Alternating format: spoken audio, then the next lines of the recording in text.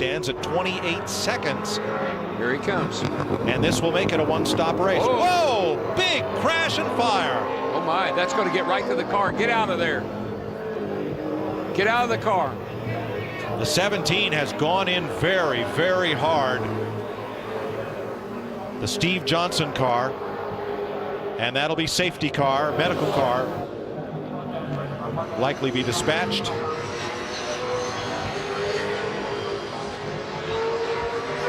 Now there is a path through, and we're told that the red flag would only be displayed in case of blockage. He's out and away. He just got out. Thank goodness. Well, that fire, you could see it going right, you know, it was going to ignite and go right to the car. We're told that was Besnard, Stephen Johnson's co-driver, who backed it in very hard, and that's at the uphill at Griffin's Bend, turn 2. Here's your leader. Cal? Andrew Thompson jumps out. Jamie Whincup now behind the wheel, and it seems like every time these guys are thinking of a pit stop, they get that safety caution. Here comes Mark Skaife right behind him. It won't be such a stack up this time because there was some difference between these guys on the racetrack, so it'll just be a momentary loss of time for Mark Skaife. Whincup in behind the wheel. Car looking really strong. Fresh front pads and fresh Dunlops. Meanwhile, Skaife, he had the pads in a little while ago. Look how quickly they rattle those wheels on that unique wheel nut locking system. A little bit of a change on the front grille here. I think they're trying to get rid of a little bit of tape. Temperatures have warmed up here a little bit. That will change the downforce on the car as well. Other cars now leaving pit lane. Good clean stop for both Vodafone cars. You know, for a soft wall, that is an incredible impact into the tire wall for the number 17. Fortunately, the driver walked away. Safety car is out. We're under full course caution, and we're all pretty stunned here in Bathurst.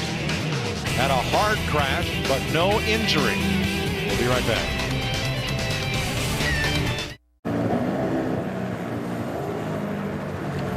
You're looking at David Bernard's car, the Jim Beam number 17 from Dick Johnson Racing, and we're told that he had just made a pit stop. He was on his out lap with a full load of fuel and cold tires. Yeah, that seems to really upset these cars. You put all that fuel in the back on cold tires. We've seen a number of incidences, not any like this, but that's Dick Johnson's car. You know what his lucky number is? 17. He and I have something in common. And his son co-drives that car. But not today. 17, not so lucky. Here's what we have of it. Quick turn by the cameraman to catch it in progress. Very, very hard hit as he misses Griffin's Bend, that sharp turn to the right up the hill from the mountain straight. And there's the trail of fire from the spilt fuel. But the most important thing, David Bernard climbed from that car uninjured.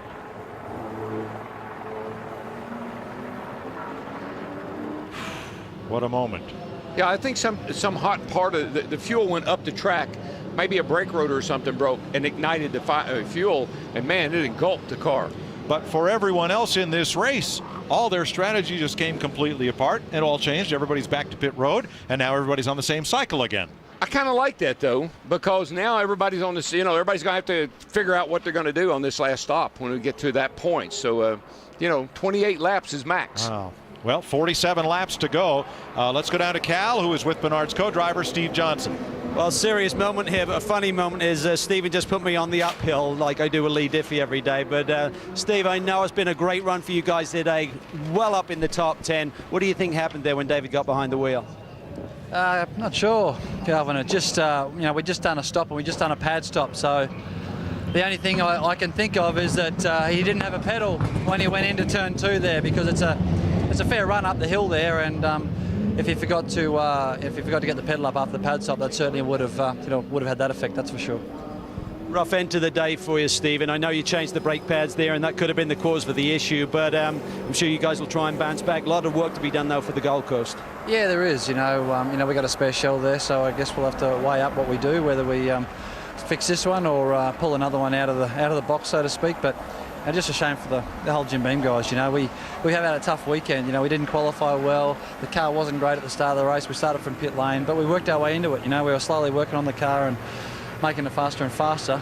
You know, probably wasn't the fastest car out there, but I'm pretty sure it would have been top 10 car. Well, mate, we'll see you in a couple of weeks. Cheers. Thanks. Well, their team car stands 7th, and things have changed. Garth Tander, the new leader from Jamie Whincup, and Mark Winterbottom still under safety car condition.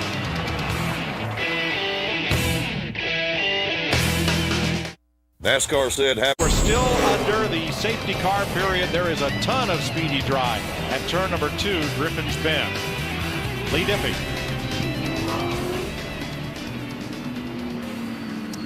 Well, Mike, last time we saw an explosion like that in V8 Supercars, it involved one of Brad Jones's cars, the Fair Dinkum Sheds entry for Carl Reindler at Barbagallo in Perth. Brad, that was a very frightening moment, but fortunately it had a very happy ending where Carl just received a few minor burns and he was, for the most part, okay. Same result here with David Besnard. We don't often see it in V8 Supercars. Extremely unusual to see one burn like that, and, you know, it's been years, to tell you the truth, but things are changing, you know, with the car of the future coming on in 2013. We're moving the fuel tank from that boot section down under the back of the car where the rear seat would be, under that. And so it'll be a bit more captive. You'll still get a spill and possibly a fire, but it just shows you how safe the cars are when you can tear the back off the vehicle like that, spin it around, everything's on fire, the bloke jumps out and he's okay. The cars are pretty safe. Good stuff, and as we said, it is a happy ending as far as David Besnard was able to get from that car and walk away, Mike. Absolutely. There's not a lot of crush factor back there. That sail set's pretty close to the rear bumper. They're going to change that in the new car. David Besnard walked away from that crash into the tire wall at the very fast Griffin's Bend. We're still under safety car period, but we'll be right back.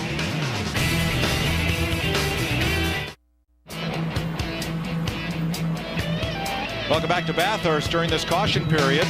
They're sweeping the track, putting down oil dry, and they're trying to reposition that tire wall, pull it out a bit so it gives a little bit more protection. All of those tires are bolted together and interlocked to try to create a form of soft wall, so we may have another lap or so before we go back to green.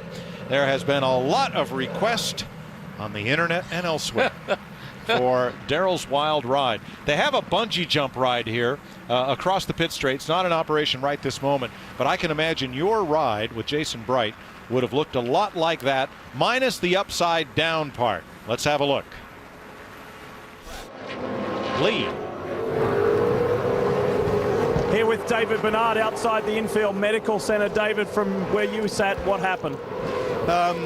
Basically, we did a pad change, and at that point, the engineer, Greg, lost his radio, had a radio malfunction. I wasn't told to pump the pedal up. It went out, had no brakes, got into turn 1, had no brakes, pumped them as quickly as I could to try and slow the car. They finally came up and I got brake pressure, and it just locked the rears and sent me into the wall. So just bad timing for the radio to malfunction. And it's an amazingly lucky escape, and you can see in David's eyes here, they aren't tears. It was a fire extinguisher. Dust got all up into his face. But as you can see, David Besnard is okay. Certainly good news to see him climb out of that car after a very bad crash. And Mike, you might say, well, didn't he know? Sometimes the driver in the car is not aware of the pad change. They do it so quickly. It's on a fueling tire stop, and he just wasn't aware, and they didn't tell him, and he had no brakes. Oh, good point. Garth Tander is your leader. And this, not so much. This is wrong, wrong, wrong. And then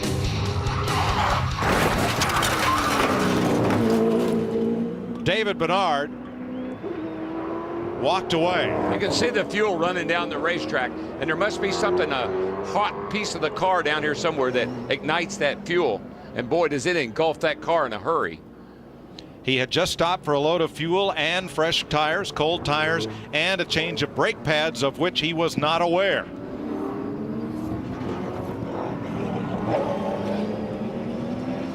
So we're cleaning up from tire debris. Yeah. He's holding me up, and I got to go. Cal?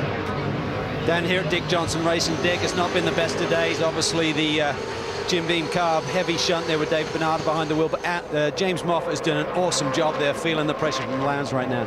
Yeah, he's doing a really good job. You know, actually, the cars were really, or the track and the car were starting to come together towards the end of the day, and it was just unfortunate that we've got some problems with the radio communication, and what actually happened that when we changed the brake pads, he didn't pump the pedal up, so get a lot there, and you only got rear brakes, mate. It's not a lot of fun, is it?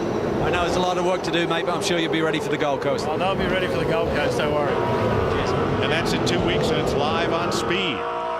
2 weeks from tonight. And that's a racer. I'll be ready for the Gold Coast. Don't you worry. And Lowndes has made it past the number 18 of Moffitt. Yeah, he Irwin felt car like has a look there. Nope. Yeah, Mike, he felt like Moffitt was holding him up. He said on his radio he's holding him up, and he got a nice run down into hell corner and was able to make the pass.